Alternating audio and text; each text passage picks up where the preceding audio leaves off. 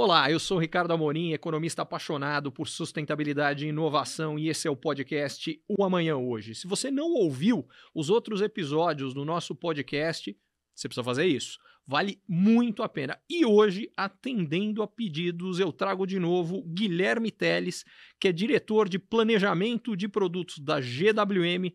Dessa vez, você não pode perder o episódio com ele, nosso primeiro episódio. Agora, hoje ele vai falar do que está acontecendo e o que vai acontecer com veículos eletrificados. Guilherme, mais uma vez, seja muito bem-vindo. Obrigado por estar aqui contigo mais uma vez, Ricardo. Bora falar do amanhã hoje. É isso aí, bora falar. Então, bora de cara para conectividade nativa. Os primeiros veículos que eram conectados, eles surgiram como veículos e depois foram conectados. Agora a conectividade é absolutamente nativa, o que significa na prática o seguinte: quando você está fora do carro e dentro do carro, a realidade é igual. Fala um pouco mais sobre isso. Isso é bacana porque com o advento dos smartphones, com a chegada dos smartphones, todo mundo leva ele para qualquer lugar. E o último lugar onde as pessoas não conseguiam levar o smartphone era para dentro do carro. Então, nesse momento, você tem uma revolução de conectividade tão grande, e onde você consegue, dentro do seu veículo, acessar seus serviços de streaming, colocar para tocar suas músicas prediletas, assistir filmes. A gente falou no primeiro episódio, né, que você tem o advento das telas dentro do carro, onde você pode colocar filmes, programas, para quem estiver no banco de trás. E uma grande funcionalidade dessa conectividade, que acho que isso é um aspecto muito bacana, você consegue, inclusive, fazer atualizações da tecnologia que está no seu carro. Então, por exemplo, você comprou um Raval lá em 2023 e agora vai chegar o novo modelo 24, 25, em 2024. Se esse carro vier com novas tecnologias, por que não eu também disponibilizar essa tecnologia para você? Então, isso é bacana, você não precisa ir numa concessionária.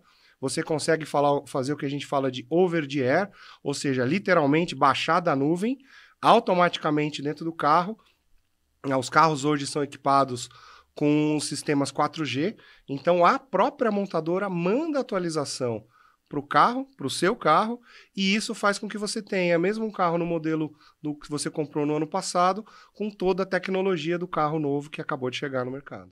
Em resumo, é exatamente a mesma coisa que já acontece há algum tempo com os celulares. Então você compra um celular, se tiver uma mudança e tiver um sistema operacional novo, melhor, diferente, o que for, o seu vai ser atualizado, e quando surgirem novos aplicativos, a mesma coisa você passa a ter esse ganho também. Exatamente isso, né? Exatamente isso. Se você não tiver nenhuma modificação de hardware, for puramente software, a hora que eu tiver o software novo já naquele veículo novo, eu também posso disponibilizar para quem comprou o veículo no ano anterior. Uma das coisas, inclusive, que eu tenho uma filha de 11 anos e uma das coisas que ela adora, quer dizer que então ela entra no carro e agora tem a internet do carro que ela consegue usar no tablet dela também. Então, uma das coisas que ela acha uma maravilha. Por que eu estou falando isso aqui? Porque para essa geração que já é nativa digital, que é o caso da minha filha, não existe a possibilidade de você não estar conectado. E é exatamente isso que hoje é realidade nos novos veículos, né? É a realidade, não volta mais. A última fronteira, vamos chamar assim, era essa conectividade 100% dentro dos veículos, e ela veio para ficar. E 100% no sentido que hoje você está lá, você tem acesso ao streaming que você gosta mais, a música, o que for, você tem tudo que está lá igualzinho se você estivesse na sua casa, você transferiu a experiência de casa para o carro. E uma outra coisa bacana também, você consegue... Todos os carros hoje, os carros conectados, você tem o aplicativo do carro, você tem o app do carro. Então você está na sua casa, o carro está carregando, um carro plug-in. Você consegue inclusive gerenciar o carregamento de carga, você consegue monitorar como é que está. E se você for sair com o carro, está num dia quente, né, o verão que nunca termina aqui no Brasil, você consegue ligar o ar-condicionado à distância pelo app, chega no seu carro, está fresquinho, está carregado e vai embora. Isso é uma maravilha. E vale o contrário, né? Porque o clima anda meio maluco. Se cair de uma onda de frio desgraçada, você consegue fazer o contrário. Você esquenta o teu carro e já chega nele quentinho. Exatamente. Lá também. É isso aí. Enfim, essa é a maravilha da conectividade. Mas tem algumas outras coisas que preocupam as pessoas. Eu diria que talvez a mais importante relacionada aos carros eletrificados é questão de bateria. Agora, eu sei que os veículos eletrificados têm uma garantia de bateria de 8 anos, mas muita gente fala, tá bom, mas e passar os 8 anos e como é que eu fico com essa bateria? Esse é um tema muito importante para deixar claro para esse novo consumidor que está entrando no mundo dos eletrificados. Não significa que depois de 8 anos a bateria dele morreu e ele não vai fazer mais nada com ela. Muito pelo contrário. O que acontece é que aquela bateria, depois de 8, 10 anos de uso, ela vai chegar com 90, 85% da eficiência de quando ele comprou aquele carro 0 km. Então ela ainda funciona bem, só que ela perde um pouco de performance, perde um pouquinho de autonomia. Só que aí tem uma sacada interessante da tecnologia.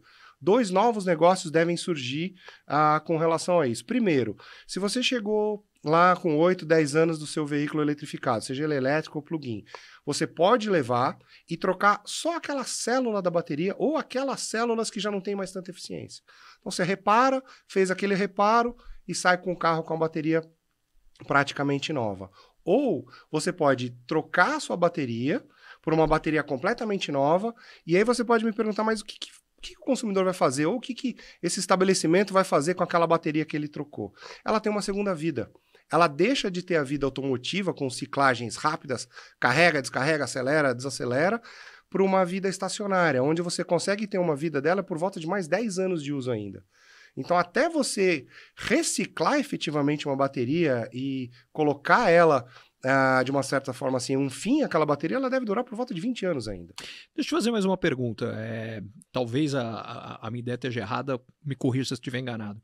Eu acho que essa preocupação das pessoas vem pela experiência que elas têm com celulares, onde elas estão usando o tempo inteiro, o dia inteiro. Eu posso, no meu caso, posso abrir esse dado, é um dado até meio assustador, mas enfim, como os celulares hoje contam o tempo de uso que você faz de cada um deles, a minha média de tempo de uso de celular, e eu não me orgulho disso, ela oscila de 8 a 10 horas por dia. E aí, com um uso tão intensivo, você tem um desgaste de bateria que obviamente acaba acontecendo muito mais rápido do que vai acontecer num veículo, a menos que você esteja dirigindo 8 a 10 horas por dia, que eu acho que não é o caso mais comum de praticamente ninguém.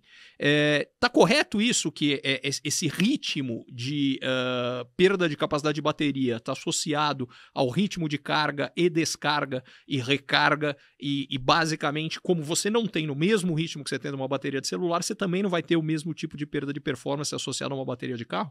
Não, perfeito. O raciocínio é exatamente esse. A funcionalidade de uma bateria de carro é praticamente a mesma de uma bateria de celular. E você pode pensar por outro lado, quem roda mais? Então, a bateria também ela vai funcionar mais para quem roda mais. Perfeito. Então, se você roda por volta de 16 mil quilômetros por ano, que é a média né, no mercado brasileiro, 8 anos para você vai sobrar ainda a bateria quando chegar lá. Foi exatamente o que eu pensei, porque quando você transforma isso de novo em tempo em vez de distância, quer dizer, o que você está rodando aí, sei, 1 hora por dia, qualquer coisa do gênero, talvez não dê nem isso, comparado com o que eu falei das minhas 8 a 10 no celular. Eu acho que dá uma diferença significativa. Outra questão que eu acho que é interessante associada aos veículos eletrificados, aí eu diria um mito que eu, inclusive, já fui vítima, até contei aqui outra vez que a gente esteve junto, e que eu acho que tem uma diferença importante, é a capacidade de aceleração dos veículos. Os veículos elétricos e eletrificados, o motor elétrico tem um torque e uma aceleração maior, que é exatamente o contrário do que eu imaginava, do que os veículos a combustão. E isso para mim foi interessante, porque tem um aspecto de segurança importante associado a isso. Sim, infelizmente, as nossas estradas não são o que nós gostaríamos, e muitas vezes você está em estrada, enfim, pista única, precisa fazer uma ultrapassagem rápida, e ao contrário, ela é muito mais rápida, exatamente porque essa aceleração é muito mais forte no caso dos veículos elétricos e eletrificados. Fala um pouco sobre isso. Esse é um ponto bastante interessante, e quem saiu do carro a combustão e foi para o eletrificado, seja híbrido ou totalmente elétrico, a grande mudança é justamente essa. Você tem um carro mais forte, você tem uma performance muito maior. Por quê? O motor elétrico ele não precisa encher. Então, você não precisa subir giro, aumentar a rotação, reduzir marcha. Ele já está cheio, vamos chamar assim. O veículo elétrico, o motor elétrico, ele está pronto. Então, a partir do momento que você acelera, você libera toda essa energia para ele acelera muito rápido. A resposta é automática. É exatamente isso que chama atenção. Eu dei um exemplo na estrada, mas você sente muito isso na cidade. Aquela hora, abriu o farol, você dá aquela acelerada, a resposta, aquele tempo que normalmente você tem no motor a combustão até a resposta chegar, você não sente isso, realmente impressiona.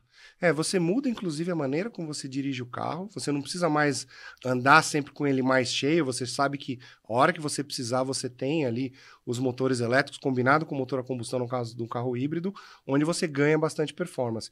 E é interessante esse dado de estrada, né? A grande maioria das estradas brasileiras ainda são de pista simples.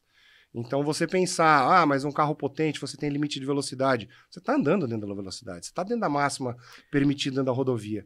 Mas a hora de ultrapassar, você não precisa esperar encher o motor, você está atrás de um caminhão, vai fazer aquela ultrapassagem e você faz isso com segurança. Então, além de um ponto de você ter uma performance mais bacana do carro, uma aceleração rápida, a segurança na estrada com a tua família, para mim, é sensacional. Eu acho que uma das belezas que você acabou de tocar é você juntar algo que é muito agradável de se dirigir com aumento de segurança, porque normalmente as pessoas têm uma ideia que essas duas coisas andam em mãos opostas, né? Ou você tem algo mais esportivo, entre aspas, uma resposta mais rápida, ou você tem mais segurança. E aqui você alia as duas coisas, até por conta dos sensores que os veículos eletrificados têm, que te ajudam muito em segurança também, né? Esse é um tema bastante interessante, porque quando você alinha a tecnologia dos carros elétricos, híbridos, e você também, ao mesmo tempo que você tem a eletrificação, você tem uma conectividade e um nível de tecnologia maior. Então, só para dar um exemplo aqui interessante, você dirigindo um carro numa estrada, ali com o seu controle de velocidade ligado, todos os sistemas do carro funcionando, uma condução ali tranquila, 100, 110, 120. Vai chegar uma hora que você vai passar um caminhão, né? Você está no controle adaptativo, está andando com o cruise control do carro. O Haval, por exemplo, tem uma função que a gente chama de desvio inteligente. O sensor lê que você vai ultrapassar aquele caminhão, automaticamente ele coloca você alguns centímetros à esquerda ou à direita, dependendo de onde está esse caminhão, você ultrapassa o caminhão e volta. É aquele famoso fluxo de ar quando você passa aquela massa grande daquele caminhão, daquele ônibus que está do teu lado. Então, a tecnologia te auxilia justamente para você não levar um susto e talvez até, quem sabe, não perder o volante numa situação como essa. Olha, esse negócio que você está falando está me fazendo lembrar de uma experiência há muito tempo. Essa experiência que eu estou contando, eu vivi em 1993. Eu morava na França, não tinha nem carro na época, eu era estudante, quebrado, enfim. E eu pegava uma carona com um amigo que na época tinha um Deux Chevaux, que era um carrinho pequenininho, bacana, um carrinho francês. E tinha um negócio que o cara fazia que eu morria de medo. Na época, o carro não tinha um motor como os que a gente estava falando do veículo elétrico. Ele pegava, entrava atrás do caminhão, que ele pegava o vácuo do caminhão, e o teto do carro era de lona, e ficava batendo, e eu conseguia perceber exatamente a quantidade de vento que tinha e o quanto o carro estava sendo sugado. E eu ficava desesperado, que falava, cara, se esse caminhão brecar, a gente vai entrar atrás da traseira do caminhão. Então você está me lembrando disso aqui, e a diferença que esse avanço de tecnologia traz hoje, o grau de segurança que é trazido, por conta tanto da questão de sensores, quanto da questão de capacidade de aceleração. É o amanhã hoje, e o bacana é que esse hoje que nós temos, desse amanhã que já chegou, como no exemplo que eu estou falando, é infinitamente mais seguro do que a realidade que a gente tinha no meu exemplo. Eu estou me datando aqui, infelizmente, de 30 anos atrás. Mas, enfim, um outro ponto que eu acho que é fundamental, especificamente em veículos eletrificados, é a questão de infraestrutura, que é uma coisa que está também passando por uma revolução. Quer dizer, alguns anos atrás, a gente imaginar a velocidade de carregamento que a gente tem hoje era algo impensável. Conta um pouco para a gente sobre isso. Esse é um tema bastante interessante, porque é uma dor hoje de quem compra um carro elétrico ou compra um carro plug-in. Então, ele tem uma preocupação muito grande de onde eu vou carregar, será que eu vou conseguir fazer uma viagem mais longa e poder carregar esse carro, né? Principalmente no caso de ser um 100% elétrico. O que vem acontecendo muito rápido no Brasil é, conforme o volume de veículos eletrificados vai chegando no mercado, vai se aumentando a capacidade e a infraestrutura, principalmente nas estradas, para você fazer o carregamento. E aí, além de aumentar a infraestrutura, ela vem com uma nova tecnologia de carregamentos mais rápidos. Então, em vez de você ter aquele wallbox convencional de 7 kW que funciona perfeitamente para uma residência, na estrada não. Na estrada você vai parar para um lanche, faz uma parada ali de 20, 30 minutos, talvez 40 minutos. Então, o carregador rápido ele entra justamente nesse sentido, onde enquanto você está fazendo aquele teu lanche, aquela pausa, em meia hora você já carregou praticamente 100% da bateria. Então isso muda, inclusive, como que você começa a se planejar suas viagens e para onde você vai. Claro, o Brasil é um continente, ainda tem muita infraestrutura para crescer. Mas eu gosto muito de falar, será que o que veio primeiro foi o posto de gasolina ou foi o Ford T? Ou foi o Ford T que puxou todo o crescimento de postos de gasolina pelo país e pelo mundo afora? Acho que é um pouco dessa... Eu acho que nesse caso, aquela história do ovo e a galinha, o ovo e a galinha vêm juntos aqui. Exatamente. E diga-se de passagem, isso é absolutamente fundamental, que uma das coisas que eu acho que vale, que mostra a diferença do que está acontecendo agora. Tecnologia de veículo elétrico é algo que existe há mais de 100 anos. A grande diferença é que houve avanços muito significativos em várias dessas tecnologias, por exemplo, bateria teve um ganho gigante, e isso é uma mudança substancial, e a segunda é exatamente infraestrutura. Então, quando você soma essas duas coisas, a facilidade, a velocidade de carregamento, com uma bateria que está ganhando autonomia cada vez mais, isso é outra coisa, quer dizer, você imaginar autonomia, no caso de veículos puramente elétricos, você fala de uma bateria que 1.000 km de autonomia, era um negócio que há alguns anos você fala assim, isso riam na sua cara, né? Uhum. E hoje é realidade. Sem dúvida, eu acho que veio de novo, veio para ficar. Então, com o aumento da infraestrutura e com a melhoria da autonomia das baterias, com as novas tecnologias, inclusive com as baterias atuais, acho que não tem por que você não ir para um carro elétrico, não tem por que você ir para um carro eletrificado. E mesmo na hora que a gente fala dos híbridos, o que a gente tem hoje de autonomia é maior do que a autonomia que a gente tem nos veículos que são exclusivamente a combustão. Quando você vai olhar a soma da autonomia que você tem das duas coisas, ela é maior. Então essa preocupação que algumas pessoas têm relacionadas a como é que eu faço com distâncias maiores, que, diga-se passagem, já fez muito sentido, quer dizer, ninguém é maluco de ter tido essa preocupação, mas ela, com o passar do tempo, está ficando cada vez mais sem sentido. Sem dúvida. É isso aí. Agora, tem um ponto que talvez seja o menos bem compreendido, mas definitivamente não menos importante, associado aos veículos elétricos, que eu até já falei um pouco num outro episódio, mas eu gostaria que a gente fosse um pouquinho mais a fundo nele, que está associado a tirar poluição de onde as pessoas estão, que são as cidades e principalmente as grandes cidades. Uma das coisas que o Brasil tem uma condição única, que é uma matriz de energia elétrica particularmente limpa, mas isso não é a realidade de todos os países que têm, isso sim é a realidade em todos os países, uma penetração cada vez maior dos veículos elétricos. E aí o pessoal fala, mas em lugar onde essa energia elétrica eventualmente está vindo de uma matriz mais suja, carvão ou o que quer que seja, como é que fica essa história? E o que as pessoas normalmente não entendem é que essa geração dessa energia elétrica eventualmente mais suja está sendo feita muito distante da cidade. E, por sua vez, a não emissão do carbono, o que aconteceria do CO2 na cidade, ela deixa acontecer. Como é que você vê isso? Esse tema é bastante interessante. Eu voltei recentemente da China, né? Fui no mês de abril para fazer a visita ao salão, acompanhar as novidades que estavam acontecendo por lá e conhecer o headquarters da montadora.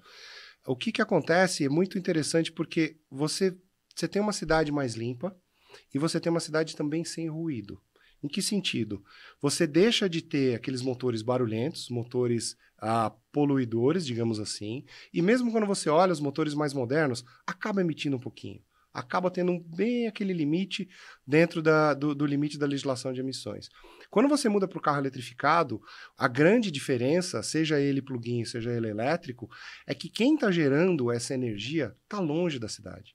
Então a cidade ela fica mais limpa mesmo num país que tem uma matriz energética, digamos assim, a carvão, uma matriz mais suja, completamente diferente da matriz brasileira.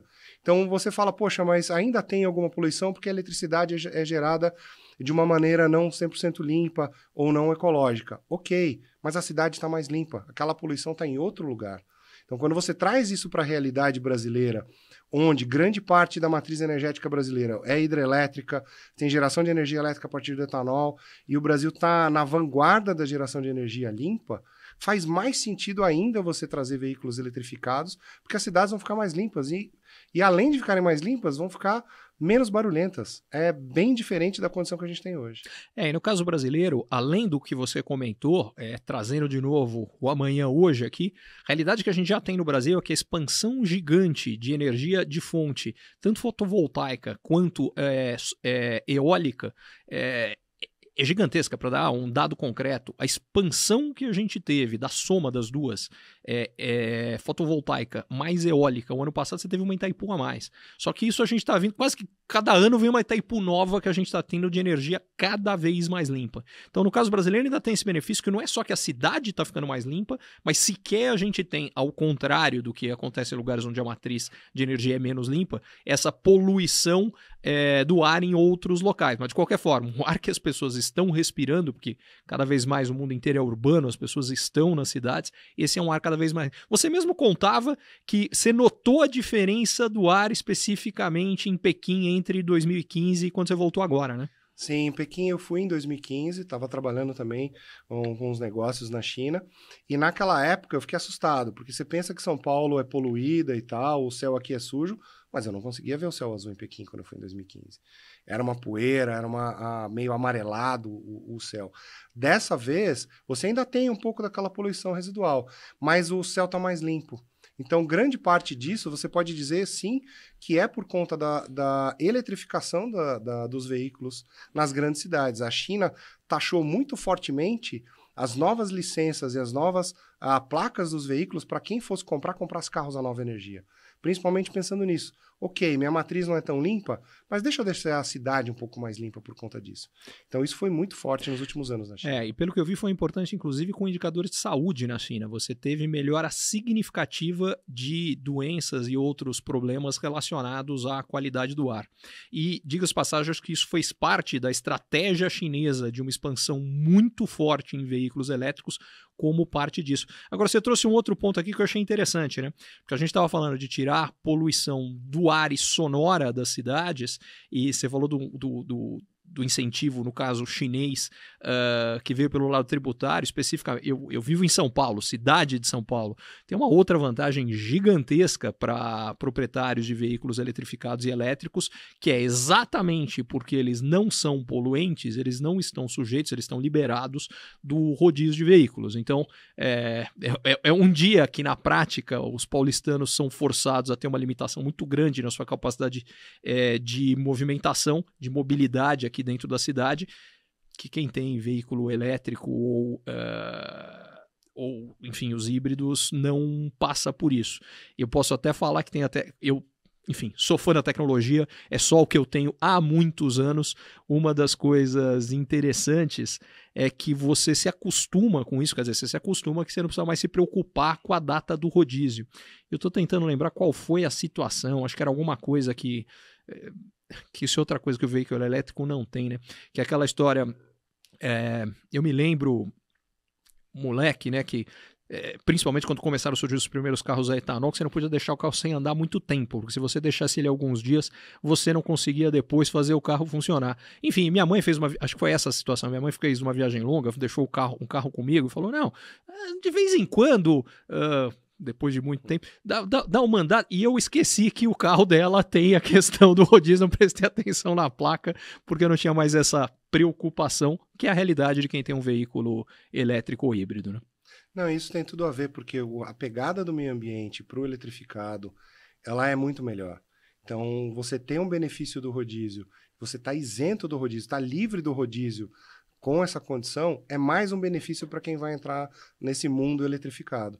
Então, além de você ter uma performance melhor, segurança, mais tecnologia, você também tem um benefício, já que você está poluindo menos, poxa, me livra do rodízio então. E tá respirando um ar melhor, né? Você ganha pelos dois lados. Agora, bom, tem toda a conversa com você, tem muita coisa pra gente falar, mas eu queria saber de você, o que é o amanhã hoje dos eletrificados?